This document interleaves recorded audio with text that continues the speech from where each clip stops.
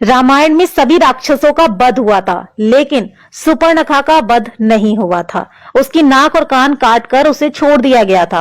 वो कपड़े से अपने चेहरे को छुपा कर रहा करती थी। रावण के मर जाने के बाद वो अपने पति के साथ शुक्राचार्य के पास गई और जंगल में उनके आश्रम में रहने लगी। राक्षसों का वंश खत्म ना हो, इसीलिए शुक्राचार्य ने शिव जी की आराधना की। शिव जी ने अपना स्वरूप शिवलिंग शुक्राचार्य को देकर कहा कि जिस दिन कोई वैष्णव इस पर गंगा जल चढ़ा देगा, उस दिन राक्षसों का नाश हो जाएगा। उस आत्मलिंग को शुक्राचार्य ने डर की वजह से वैष्णव मतलब हिंदुओं से दूर रेगिस्तान में स्थापित किया, जो आज अरब में मक्का मदीना में है। सुपर्णखा जो उस समय चेहरा ढककर रहती थी, वो परंपरा उसके बच्चों ने पूरी तरह निभाई। आज भी मुस्लिम औरतें अपना चेहरा ढककर रहती हैं। सुपर्णखा के वंशज आज मुसलमान कहलाते हैं, क्योंकि शुक्राचार्य ने इनको जीवन दान दिया। इसलिए ये शुक्रवार को विशेष महत्व देते हैं। पूरी जानकारी तथ्यों पर आधारित और सत्य है। आगे देखिए दोस्तों, अब जानते हैं कि इस्लाम कैसे पैदा हुआ। असल में दोस्तों, इस्लाम कोई धर्म नहीं है, वो एक मजहबी दिनचर्या है। मजहब का मतलब होता है अपने कबीलों के गिरोह को बढ़ाते चले जाना। ये बात सभी जानते हैं कि मोहम्मद मूल रूप से अरब का बासी था।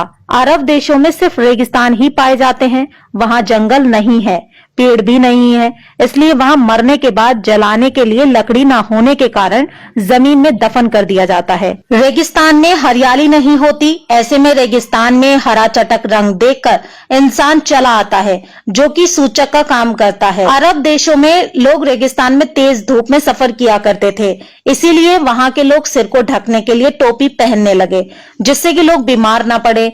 अब रेगिस्तान में खेत तो थे नहीं, ना ही फल थे खाने को, तो वहां अनाज नहीं होता था, इसीलिए वहां के लोग जानवरों को काटकर खा जाते थे और अपनी भूख मिटाने के लिए इसे कुर्बानी का नाम दे दिया गया और एक प्रथा बना दी गई, फिर त्योहार बना दिया गया। रेगिस्तान में पानी की बहुत कमी रहती थी, इसीलिए लिंग यानी मूत्र मार्ग साफ करने में पानी बर्बाद ना हो जाए, इसीलिए वहां के लोग यानी इस मजहब के लोग अपना खतना करने लगे। खतना यानी अपने प्राइवेट पार्ट का अगला हिस्सा काटने लगे।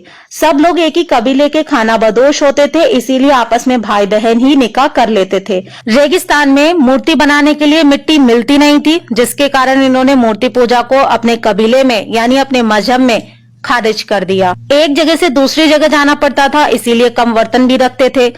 एक ही थाली में 5 लोग मिलकर खाना खा लिया करते थे। कबीले की अधिक से अधिक संख्या बढ़ाई जा सके, इसीलिए हर एक को 4 बीबी रखने की इजाजत दी गई थी। अब समझे, इस्लाम कोई धर्म नहीं, मात्र एक कबीला है जो सिर्फ जनसंख्या बढ़ाने के लिए बनाया गया है, और इसके नियम असल में इनके सिद्धांत नहीं, इनकी दिनचर्या है। सबसे बड़े लुटेरों को खलीफा और अन्य बहुत सारी उपाधियां दी जाती थी ताकि उनका कबीला बढ़ सके। इस बात से साबित हो जाता है कि इस्लाम कोई धर्म नहीं बल्कि एक बहुत बड़ा गिरोह है, जिसका एक ही एजेंडा है, जहां जाना वहीं पर बस जाना और अपना अधिकार मांगना, और वहां की मूल जनसंख्या को पूरी तरीके से समाप्त करके अपने इस्लाम मजहब को आगे की पीढ़ी को जबरदस्ती कबूल कराना। इनका मुख्य टारगेट उस देश के आदिवासी होते हैं।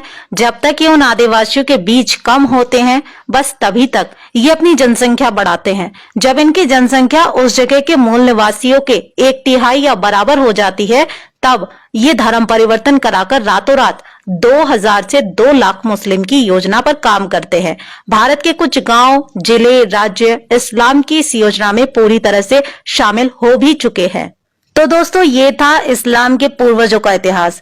इनके पूर्वज कौन थे? इनके पूर्वज ही राक्षस थे। इसीलिए दोस्तों, मुसलमानों से देवताओं और धर्म वाली उम्मीद करना बिल्कुल बेकार है।